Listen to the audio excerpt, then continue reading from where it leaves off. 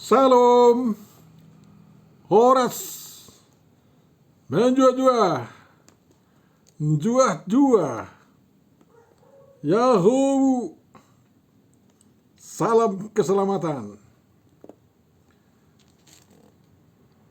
Kita gunakan channel kita ini sekarang untuk menafsirkan, memahami apa yang menjadi epistel pada tanggal 3 Agustus tahun 2025 yang kita sebut juga minggu ke-7 setelah Trinitas. Mudah-mudahan pertemuan kita ini menambah pemahaman kita tentang isi Alkitab dan memperkuat iman kita, dapat memahami perbuatan-perbuatan kita sekarang dalam konteks hidup kita di dunia dan di akhirat. Untuk memulai perenungan kita, Bapak Ibu, saudara-saudariku yang terkasih, marilah kita terima penyertaan dari Tuhan kita. Kasih karunia dan damai sejahtera dari Allah Bapa kita dan dari Tuhan Yesus Kristus menyertai kamu. Amin.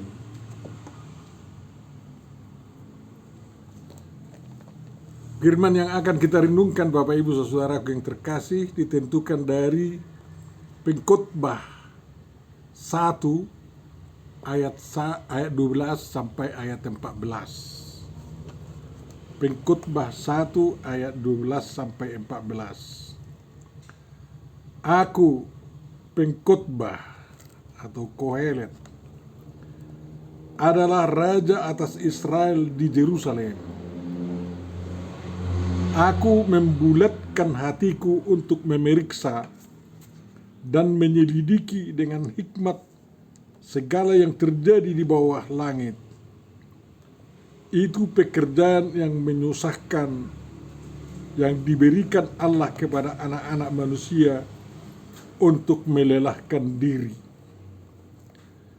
Aku telah melihat segala perbuatan yang dilakukan orang di bawah matahari. Tetapi lihatlah, segala sesuatu adalah kesia-siaan dan usaha menjaring angin. Yang bongkok tak dapat diluruskan, dan yang tidak ada tak dapat dihitung.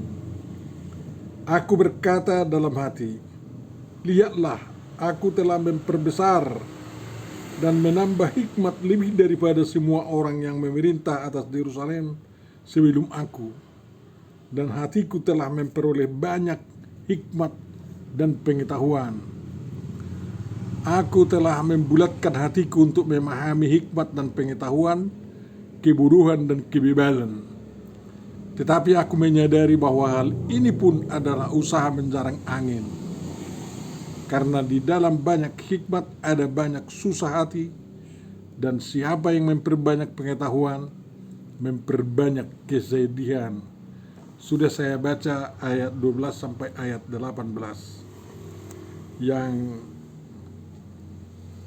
sebenarnya perikop kita sampai ayat 14. Aku telah melihat segala perbuatan yang dilakukan orang di bawah matahari, tetapi lihatlah, segala sesuatu adalah kesia-siaan dan usaha menjaring angin. Demikian firman yang akan kita renungkan, Bapak Ibu saudaraku yang terkasih.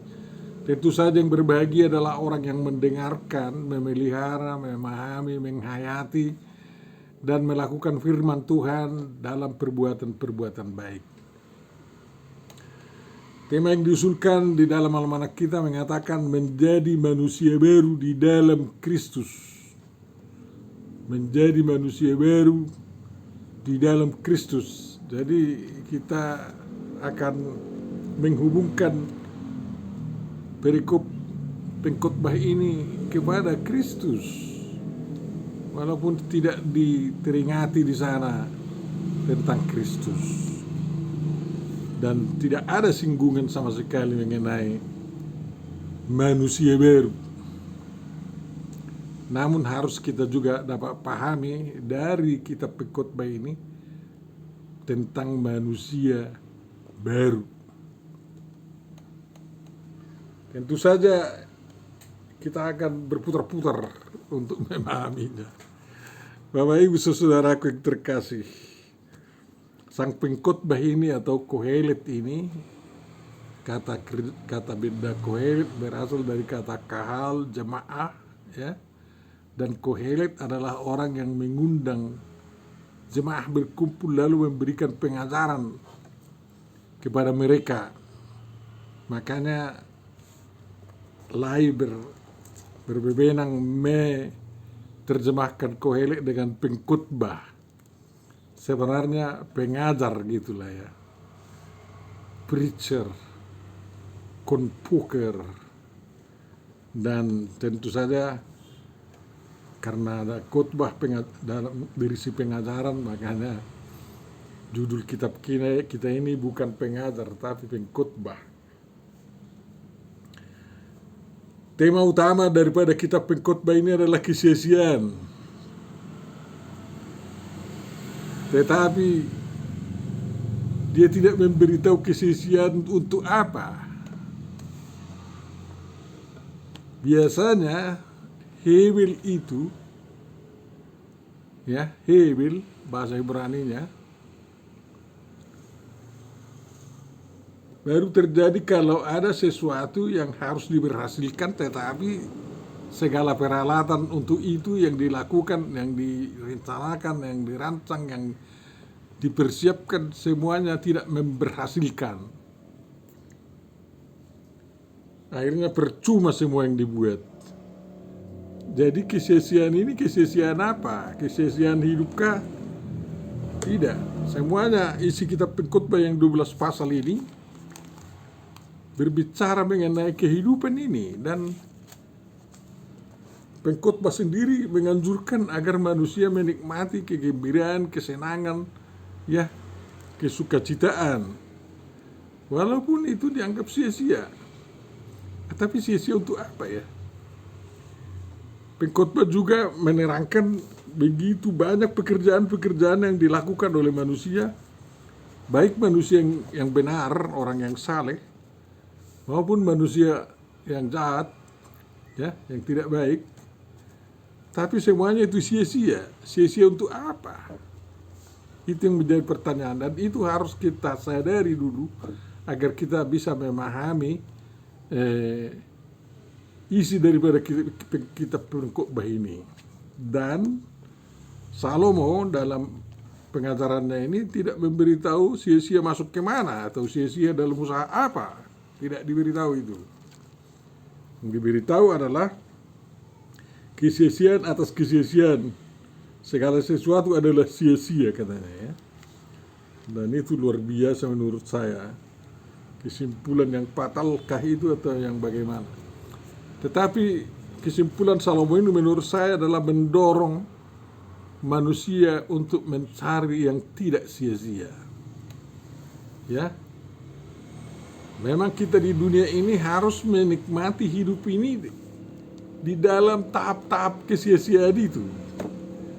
Walaupun hal-hal yang kita lakukan itu membahagiakan, menyedihkan, menggembirakan, menyakitkan, memedihkan, dan juga yang kita lakukan itu betul-betul mengalami kemajuan atau kemunduran, ya, semuanya itu telah dia selidiki. Kesimpulannya sia-sia katanya.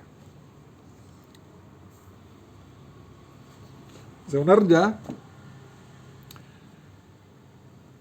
barulah setelah kita baca Perjanjian Baru, kita tahu apa yang dimaksud pengkhotbah itu semuanya kesia-siaan, dan apa yang kita lakukan menurut Perjanjian Baru adalah ketidaksia-siaan.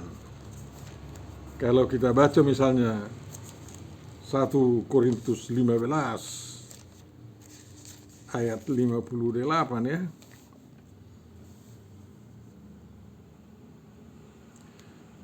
1 Korintus 15 ayat 58, Paulus tegas mengatakan di sana, "Karena itu saudara-saudaraku yang kekasih, berdirilah teguh, jangan goyah, dan giatlah selalu dalam pekerjaan Tuhan. Sebab kamu tahu bahwa dalam persekutuan dengan Tuhan, jerih payahmu tidak sia-sia. Jadi ada yang tidak sia-sia, itu dijawab oleh perjanjian baru. Namun pengkhotbah memberikan segala sesuatunya adalah sia-sia. Apa bedanya itu?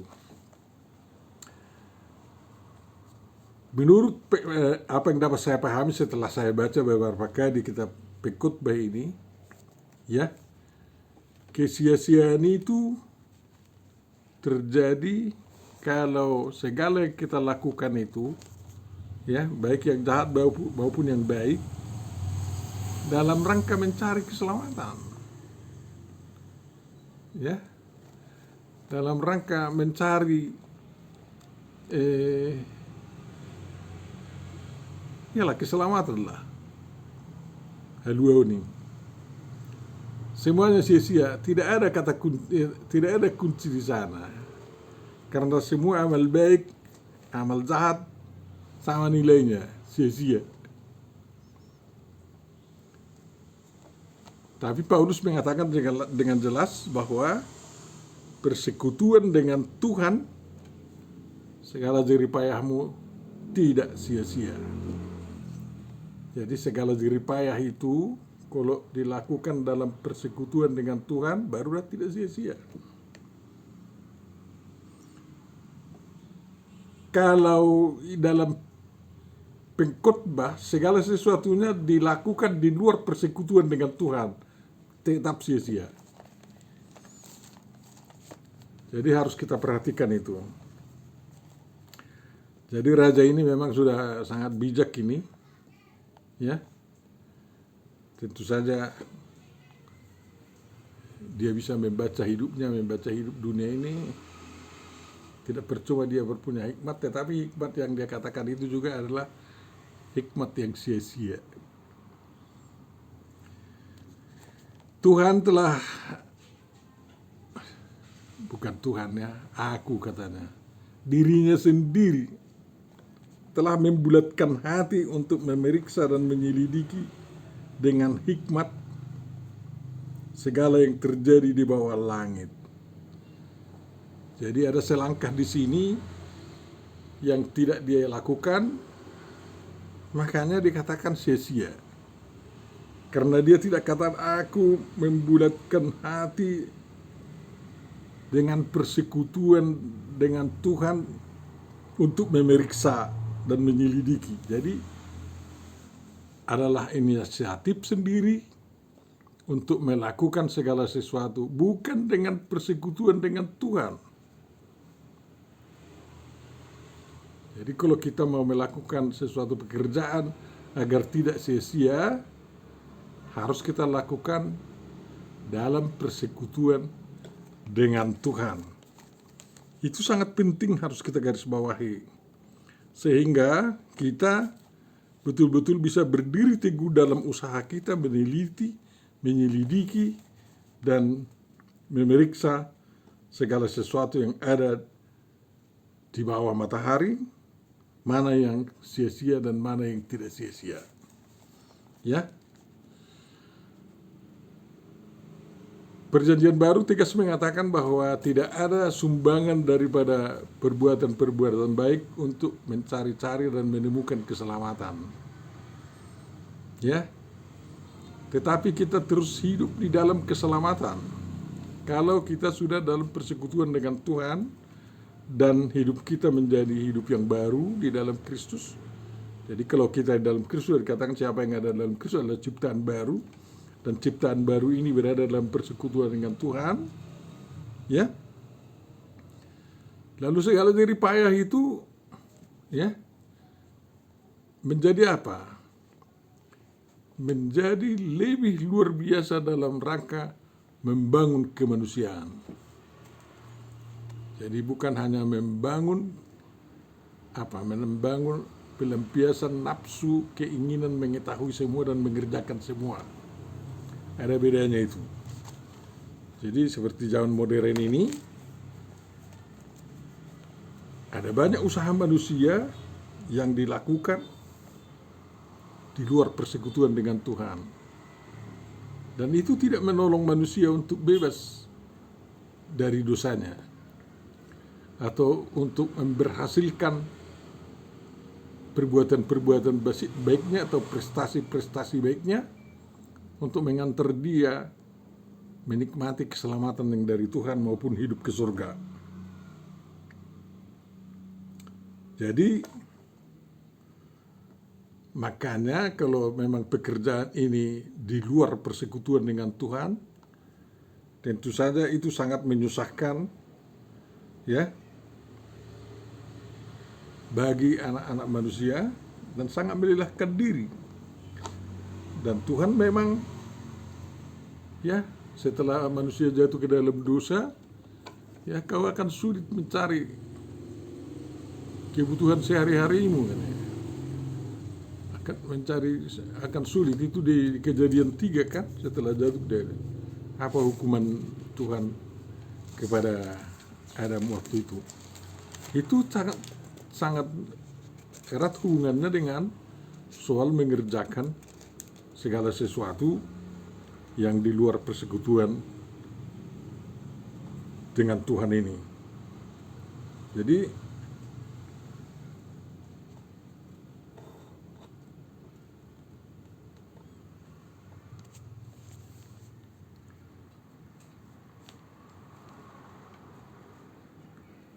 lalu firman Tuhan kepada manusia itu, karena engkau mendengarkan perkataan istrimu dan memakan dari buah pohon yang telah kuperintahkan kepadamu, jangan makan daripadanya, maka terkutuklah tanah karena engkau dengan bersusah payah engkau akan mencari rezekimu dari tanah seumur hidupmu.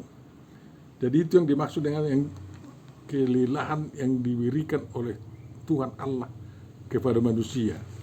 Dan itu sangat terasa kelelahannya karena manusia seperti Salomo ya mengadakan penyelidikan, pemeriksaan walaupun itu mempergunakan segala hikmat manusia untuk meneliti, menemukan apa yang terjadi di bawah bumi ini, dan semuanya itu dalam rangka memenuhi apa yang dikatakan Tuhan bahwa manusia akan sangat susah untuk mencari rezekinya di tanah seumur hidupnya.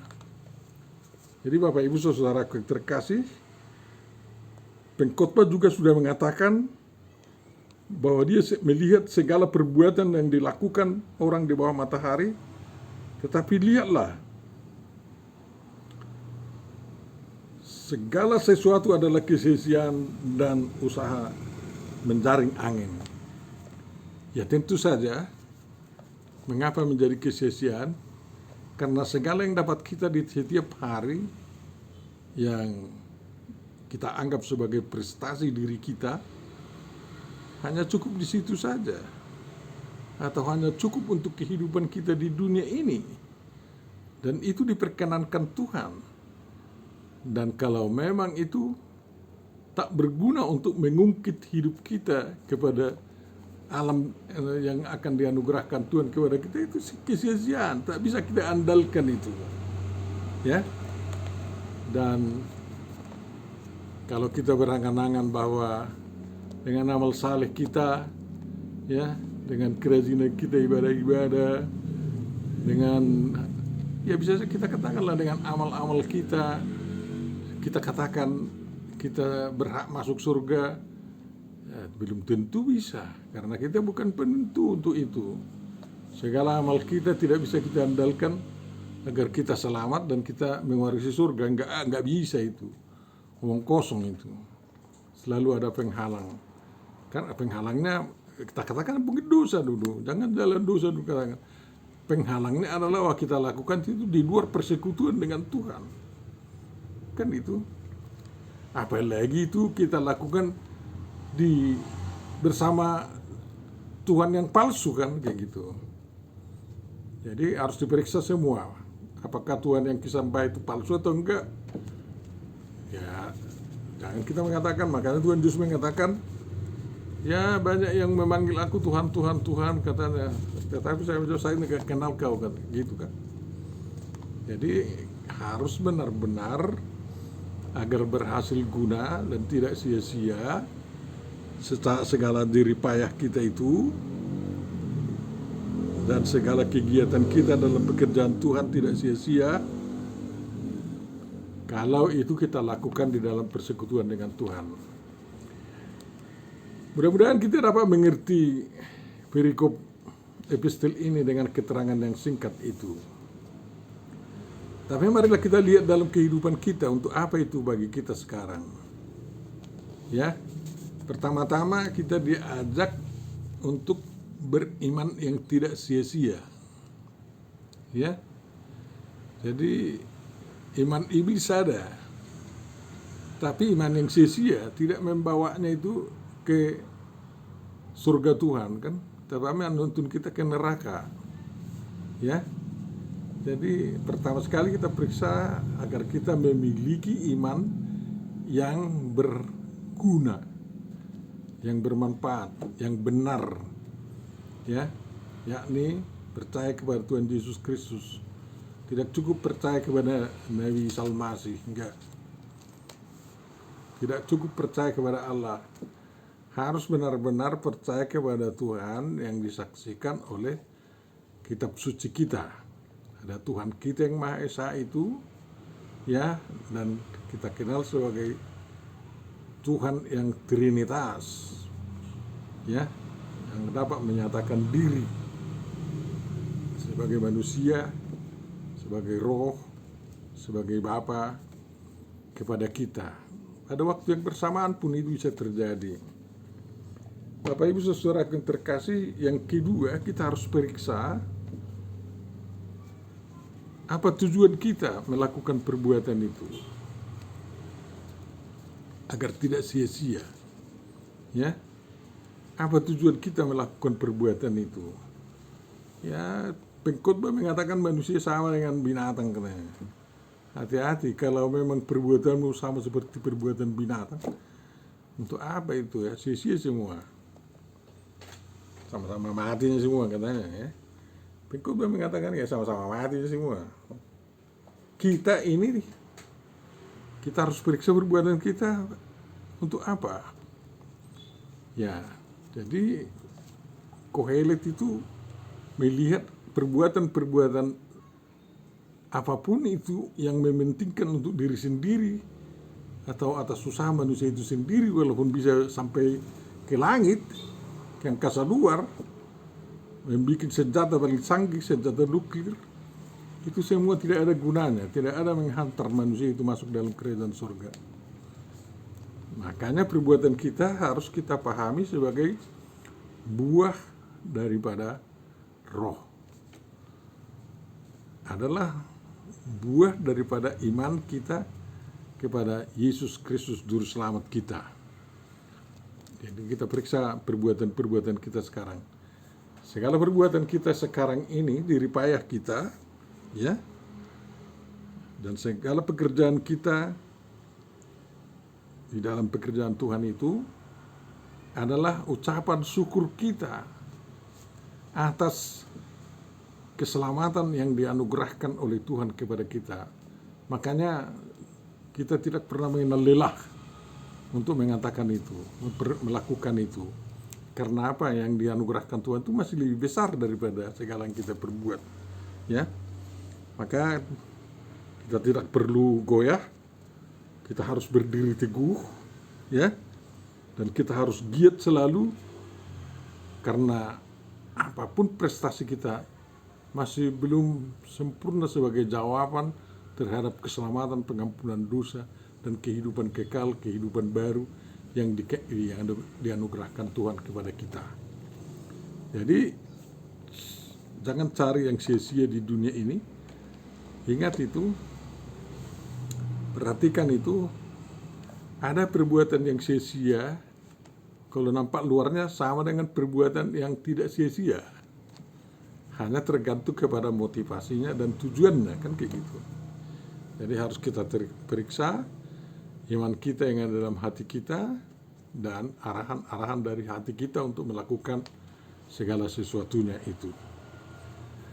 Mudah-mudahan Tuhan menolong kita dalam mengerjakan itu semua. Ingatlah bahwa kita sudah diciptakan Tuhan sebagai ciptaan baru, karena siapa yang ada dalam Kristus adalah manusia yang baru. Segalanya telah berlalu, dan yang baru telah ditanamkan kepada kita dan harus berbuah. Buah-buahnya itu ranum dan baru. Dan kita akan berhasil berada dalam kerajaan surga, baik di bumi maupun di surga nantinya. Amin. Bapa Surgawi, terima kasih atas renungan yang Kau berikan kepada kami. Mudah-mudahan kami dapat semakin memahaminya, dan demi kemuliaan nama-Mu. Teguhkan kami Tuhan untuk tetap bergiat ya dalam pekerjaan Tuhan, dan tetap kami berada dengan persekutuan bersama-Mu, sehingga jeripayah kami sangat berhasil guna untuk dunia ini dan untuk kerajaan surgawi. Dalam Yesus Kristus, kabulkan doa kami. Amin.